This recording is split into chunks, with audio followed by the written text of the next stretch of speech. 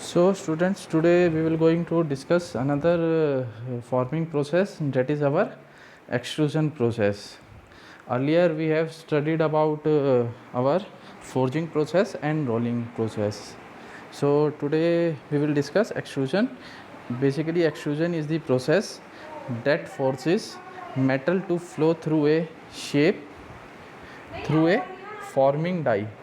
The metal is plastically deformed under compression in the die cavity. तो basically ये extrusion के अंदर हम क्या करते हैं, एक ऐसा प्रोसेस है जिसके अंदर हम क्या करते हैं, मेटल को एक डाई के अंदर क्या करते हैं, सिलेंड्रिकल डाई के अंदर या कंटेनर के अंदर फिल करते हैं, मतलब एक कंटेनर के अंदर फिल करते हैं और उसके एक एंड पे क्या होती है, डाई होती है. तो बेसिकली जो हमारी डाई होती है वो हमारी शेप सेम आपकी जो शेप हमें प्रोड्यूस करनी है उस शेप की डाई होती है और उसमें से हम क्या करते हैं, फिर जो हमारा मटेरियल होता है उस कंटेनर के अंदर फिल करते हैं और by the action of rhyming, मतलब हम क्या करते हैं, उस मटेरियल को पुश करते हैं कंटेनर की में.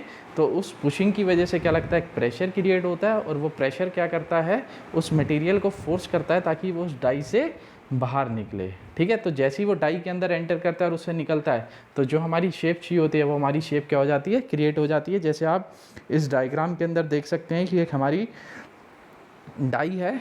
ठीक है, जो ओपनिंग है इसके अंदर हमने क्या करा, मटेरियल को, बिलेट को हमने क्या कर दिया, फिल कर दिया. बिलेट मतलब अभी हमारा एक जो मटेरियल है जिसको हमें क्या करना है, रिक्वायर्ड शेप के अंदर कन्वर्ट करना है, उसको हमने इसके अंदर फिल कर दिया. और आप देख सकते हैं कि लेफ्ट हैंड साइड की तरफ क्या लगा हुआ है, पी से डिनोट किया हुआ है. बेसिकली पी क्या कर रहे हैं, हम प्रेशर क्रिएट कर रहे हैं. और ये प्रेशर बेसिकली आपका हाइड्रोलिक भी हो सकता है, मैकेनिकली भी हो सकता है, by the action of rhyming. जैसे प्लंजर में हम करते थे कि हम उसको क्या करते थे, पुश करते थे. उसके बाद अब ये पुश होगा तो जो मटेरियल है क्या होगा, फ्लो करेगा. और ये फ्लो किस में से करेगा, डाई में से. और डाई बेसिकली हमारी क्या है, एग्जैक्ट शेप की है. ठीक है भाई, तो ये बेसिकली एक्सट्रूजन प्रोसेस होता है. और इसके अंदर जो हमारा फोर्स लगता है, बेसिकली वो फोर्स कौन सा लगता है, हमारा कंप्रेशन फोर्स लगता है. ठीक है, so a metal billet heated to the appropriate temperature is feed into the cylindrical container of extrusion press and is forced by the action of ram through a steel die whose orifice has the desired shape. orifice क्या होती है, एक small opening होती है जिससे हमारा material क्या करेगा, बाहर की तरफ आएगा. और ये ऑरिफिस बेसिकली एक डाई है जो जिस शेप का हमें प्रोडक्ट चाहिए. ठीक है भाई, इसके बाद क्या है, whose orifice has the desired shape to produce solid और हॉलो सेक्शन. तो इसके अंदर हम सॉलिड सेक्शन भी प्रोड्यूस कर सकते हैं और हॉलो सेक्शन भी प्रोड्यूस कर सकते हैं. The metal emerges from the die as a continuous bar which is cut into a required length. तो ये बेसिकली किसके अंदर आता है, एक बार लेंथ में आता है. तो जिस लेंथ की हमें बार चाहिए उस लेंथ में हम क्या कर लेते हैं, इसको कट कर लेते हैं. और ये बेसिकली क्या हमारा एक कंटिन्यूस प्रोसेस है. जब तक मटेरियल अंदर आएगा और जब तक हम क्या करते रहेंगे, फोर्स लगाते रहेंगे, either by the help of mechanically और हाइड्रोलिकली. ठीक है भाई, उसके बाद क्या है, the cross section that can be produced varies from solid, round, rectangular, T shapes.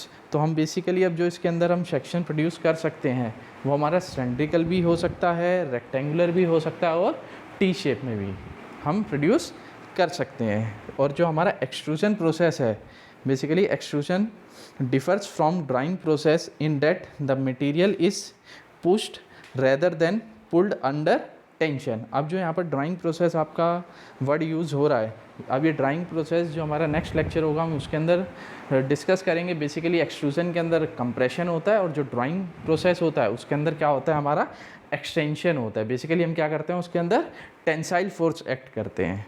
ठीक है, तो इसके अंदर ट्यूब्स के अंदर बेसिकली हम क्या करते हैं, जैसे हमारी वायर ड्राइंग हो गई, ट्यूब ड्राइंग हो गई, उसके अंदर हम क्या करते हैं, वायर ड्राइंग प्रोसेस यूज़ करते हैं. सिंपली उसको हम बोलते हैं ड्राइंग प्रोसेस. ठीक है, और जो हमारे एक्सट्रूजन प्रोसेस होते हैं दो तरीके से हम कैरिड आउट कर सकते हैं, आइदर बाय कोल्ड एक्सट्रूजन और hot extrusion. You know the meaning of cold, मतलब जब हमारा टेम्परेचर क्या होता है, बिलो रिक्रिस्टलाइजेशन होता है. और जब हॉट एक्सट्रूजन होता है तो हमारा क्या होता है, टेम्परेचर अबव रिक्रिस्टलाइजेशन होता है, जिसके अंदर हमारी ग्रेन रिफाइनमेंट होती है।